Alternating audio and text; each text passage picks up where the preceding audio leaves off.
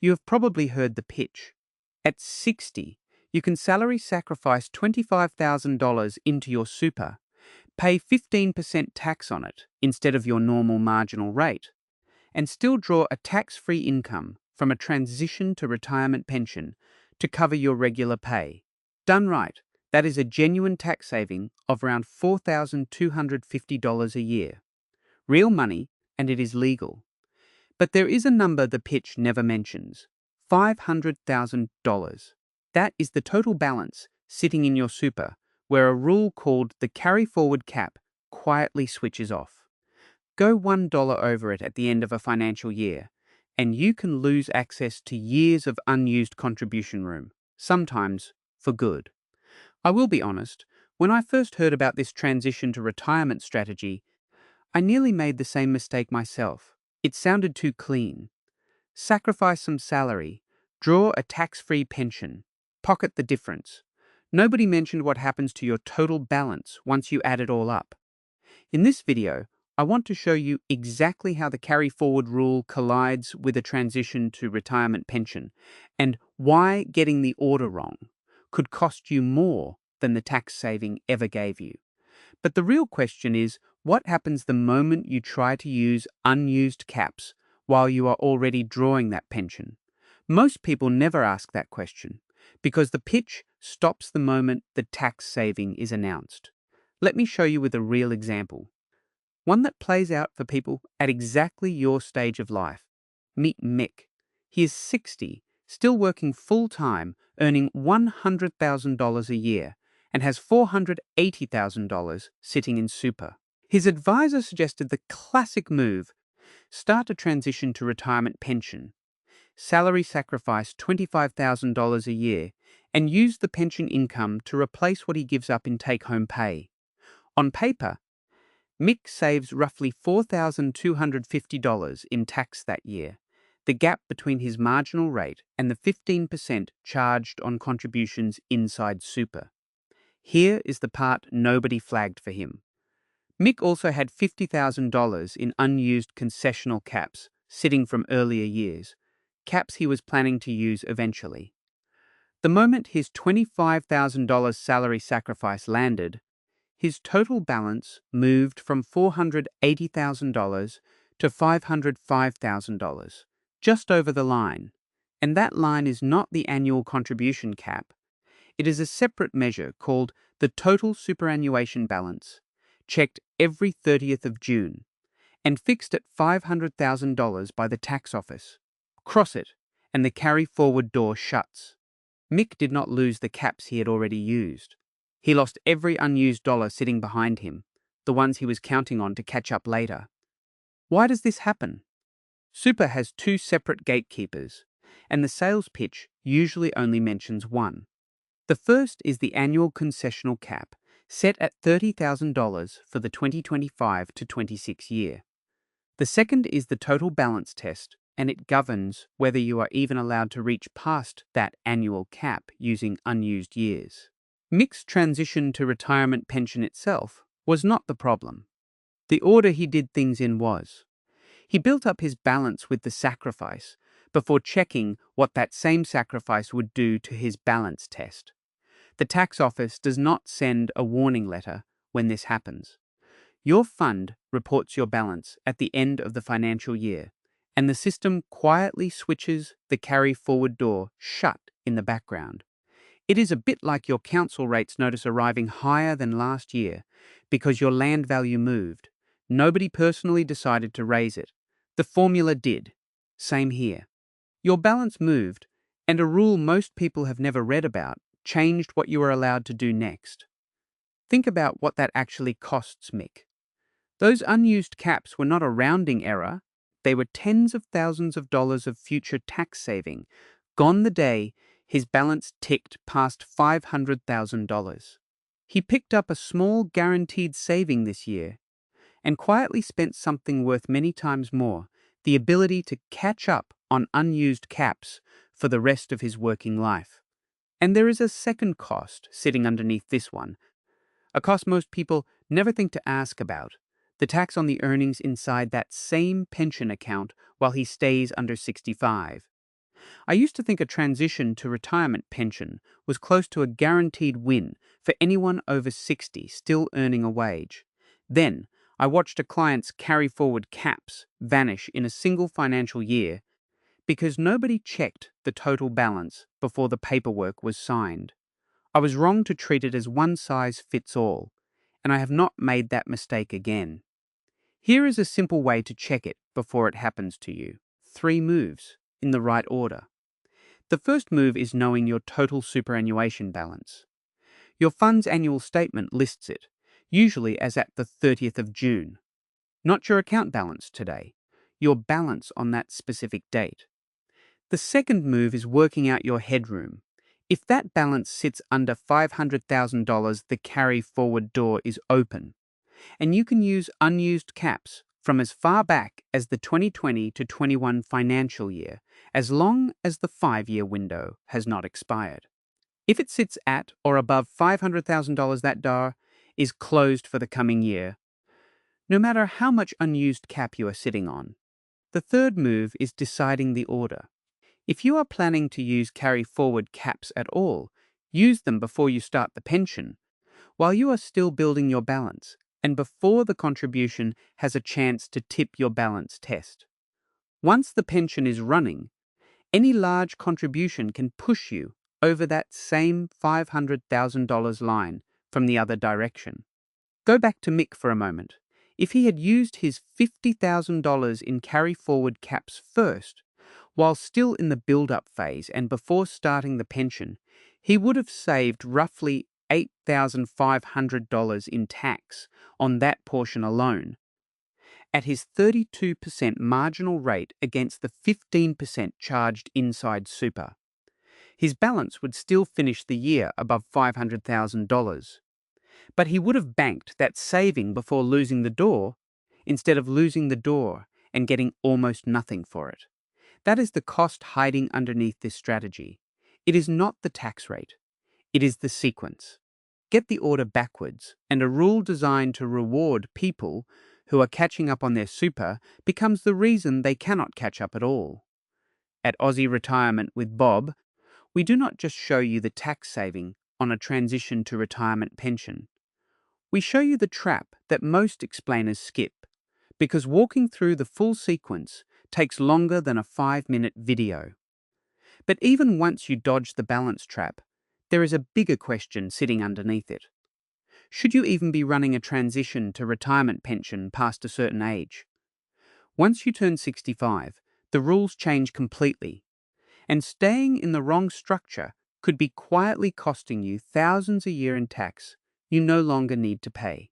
Now, some of you are thinking that cutting your hours now matters more than a technicality about a rule years away.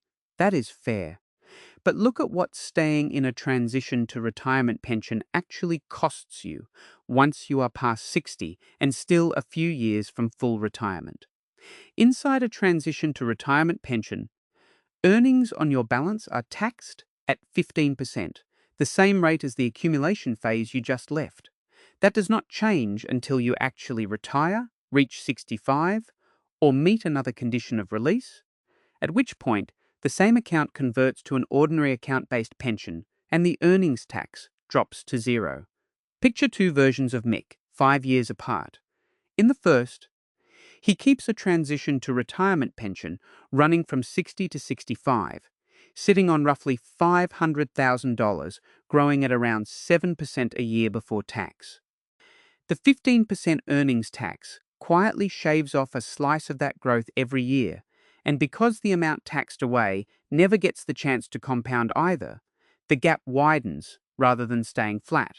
Roughly speaking, over 5 years, that tax adds up to somewhere around $26,000 in growth he never gets to keep. And that is a rough figure before even counting what that $26,000 would have earned if it had stayed invested. In the second version, Mick either delays the pension until 65 or times his retirement to line up with turning 65 and moves straight into an account-based pension, with earnings taxed at zero from day one. Same balance, same growth rate, no 15% tax eating into the compounding along the way. Neither path is wrong for everyone.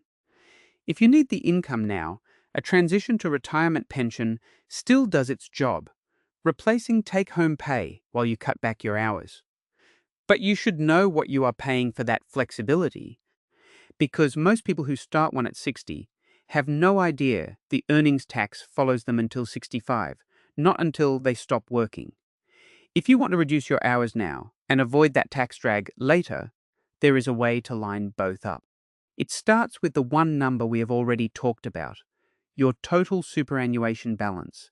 If all of this feels like a lot to track for what was pitched to you as a simple tax tip, that is a completely normal reaction.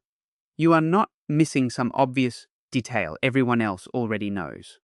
Super rules stack on top of each other by design, layer after layer added over decades.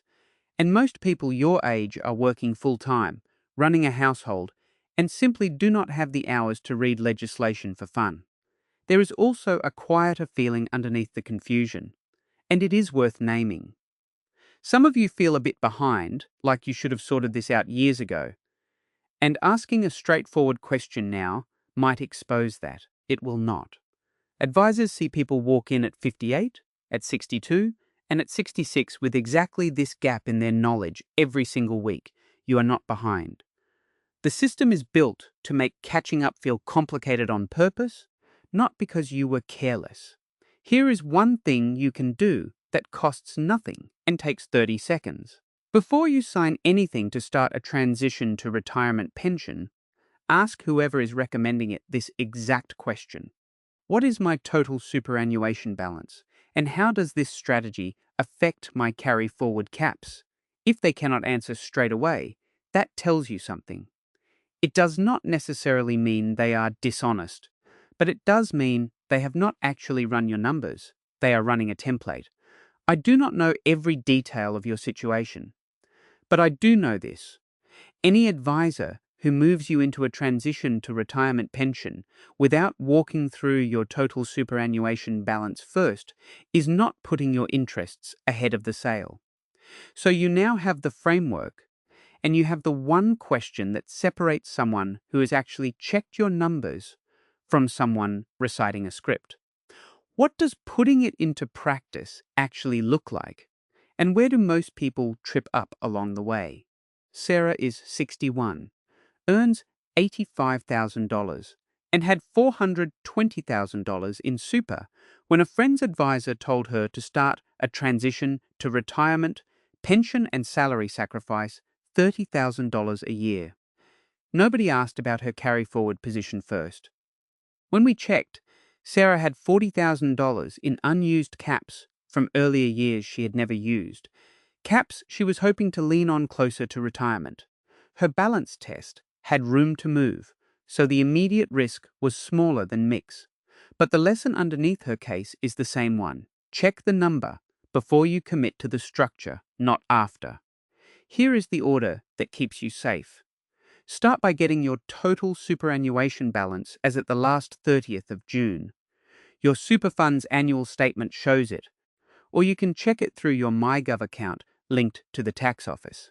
Next, add up your unused concessional caps from the past 5 financial years. The oldest unused amounts get used first, and anything from 2020 to 21 that has not been used by the end of the 2025 to 26 year disappears for good. Your fund or the tax office's online services can show you the breakdown. Then decide the sequence.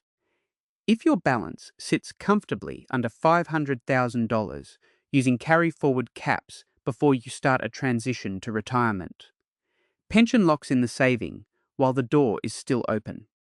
If your balance is already close to or over $500,000 using carry-forward caps is not available to you regardless of when you use them, so there is no reason to chase that particular saving at all. Only start the transition to retirement pension once any catch-up contributions you intend to make have already landed. Starting the pension first and adding large contributions afterward is exactly the sequence that caught Mick out. And do not treat this as a one-off check.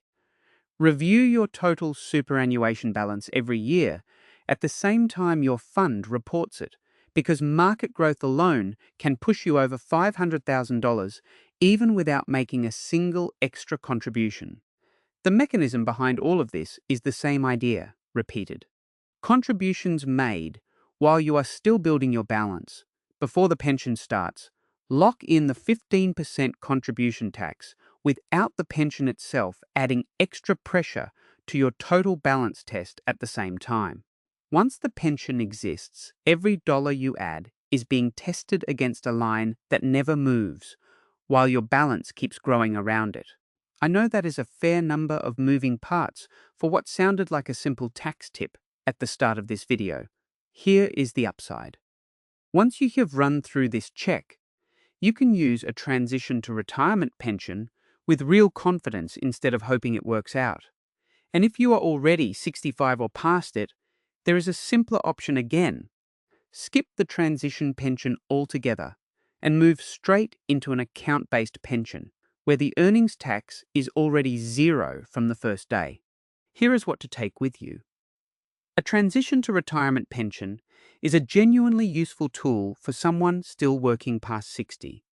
But it only works in your favor if you check one number before you commit, your total superannuation balance, and you use any carry-forward caps in the right order. If you are 60 or older and still earning an income, this is not a detail you can afford to skip past. Subscribe so you catch the next video, where we walk through exactly how to use the carry forward rule step by step without tripping the $500,000 line we have spent this video unpacking. Retirement planning was never really about finding one perfect strategy that beats every other option. It is about noticing the traps that sit quietly inside the popular ones. You have just learned one of the biggest traps hiding inside a strategy that gets recommended to almost everyone your age. Take that number, check your own balance, and make the strategy work for you instead of against you. That one check, run once a year, is the difference between banking the saving and quietly losing it. And it takes less time than the appointment that got you into a transition to retirement pension in the first place.